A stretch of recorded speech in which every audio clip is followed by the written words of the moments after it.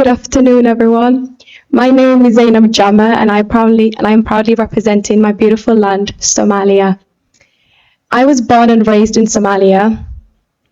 I grew up as a refugee, fleeing my country due to climate issues and conflict.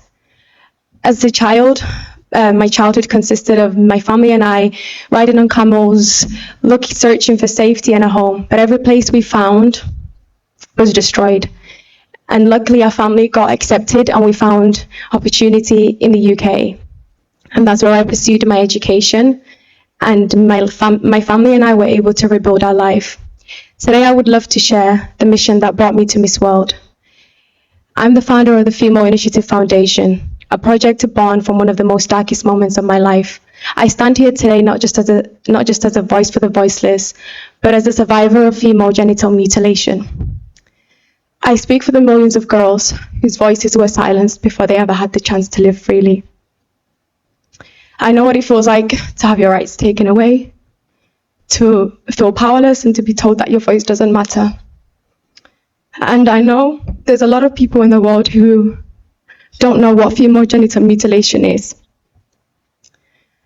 And so I think it's really important that I raise awareness and I educate, and that was my main purpose at Miss World, was to teach people what female genital mutilation is.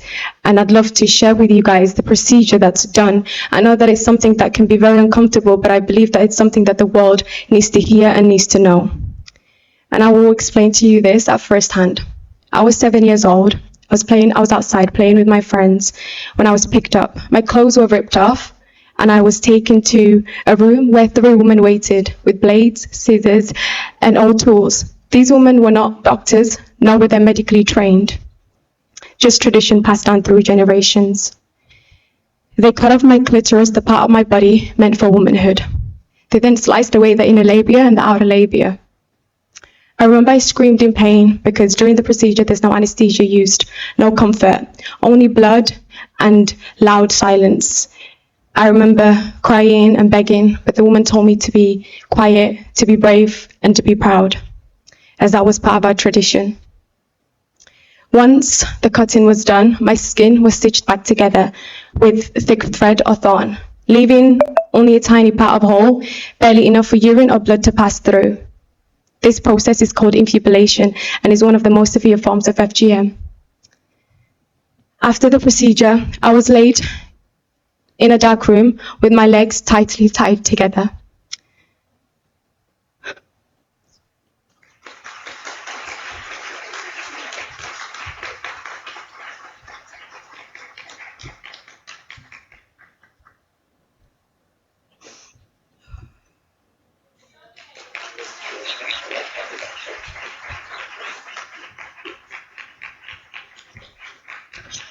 So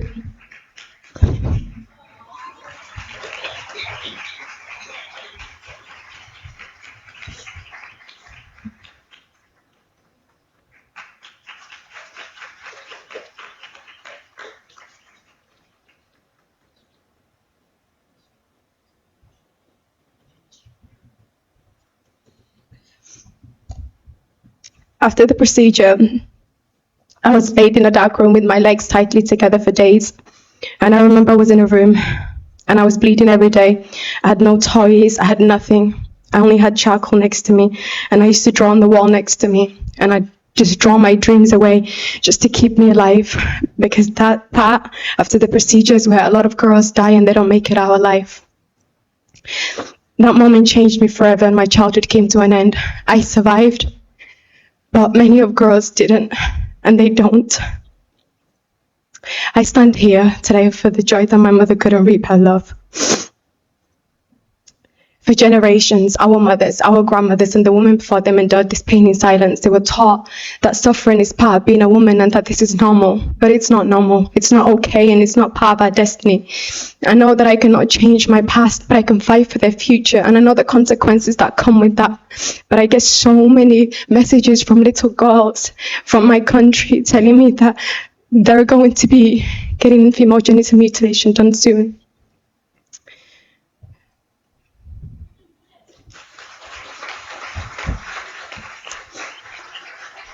98% of women in Somalia have undergone female genital mutilation. 98% is a very big number, and that 2% are just the infants that have not reached the age to be cut yet. That's a whole nation of women in my country. And through my foundation, I bring awareness, I go into community and I do public speaking. I teach mothers that that tradition should never come at the cost of a child's body or soul. We can honor our traditions without having to harm our little daughters. I also created a sisterhood of survivors back home in the UK. Most of them my closest friends. We cry together, we heal together, but most importantly, we use our voices. We fight as we believe that our voices can protect the next generation. I want to protect all the young girls from blades that should never touch them. No little girl should go from playing outside to bleeding in a dark room. And the crown that I wear as Miss Somalia doesn't just represent beauty, but to me it represents responsibility, it represents truth. And I wear it for Fortune, I wear it for Deqa. Fortune and Deqa both full of life and dreams, whose family I interviewed. Both of them bled to death from this same horror. Their hearts stopped beating because somebody thought that tradition was way more important than their lives. Their bodies couldn't survive what mine barely did.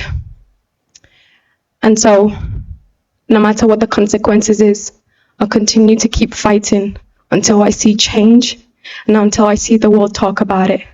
Thank you so much. Thank you, Somalia. I think that all the ladies are standing for you. There you are, you can see. Ladies, we just heard something that I think to all of us and to every guy here, every girl, every mother, every grandmother, we have heard a voice which has to be listened to. We've heard a voice that needs to be listened to by grandmothers, by mothers in your country, and we need to hopefully and carefully and kindly explain to those people in your country that it's wrong. There is no right. It's wrong. And what has been believed in the past, like many, many people have different customs, you have to eventually stop and think that custom is wrong. And there is no shame in being wrong. The shame is not to put it right. So we will all stand together and we will make it something that we explain to women, not make them feel bad because they believe that was the right thing to do. You don't do anything by telling people they were bad. They didn't understand. Now we must make them understand by everybody coming together to save other young girls from the same torture and cruelty which was thought to be the right way. Thank you for your bravery. And I don't know where this is going. I never get involved in politics, but this isn't politics. This is a social denigration, cruelty, and totally unacceptable, unnecessary thing to do to any female, little girl. Little girls don't choose.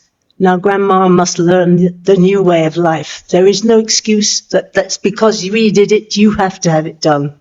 So we've got to put that right. We must all do it together, okay? So you can explain this. Thank you very much.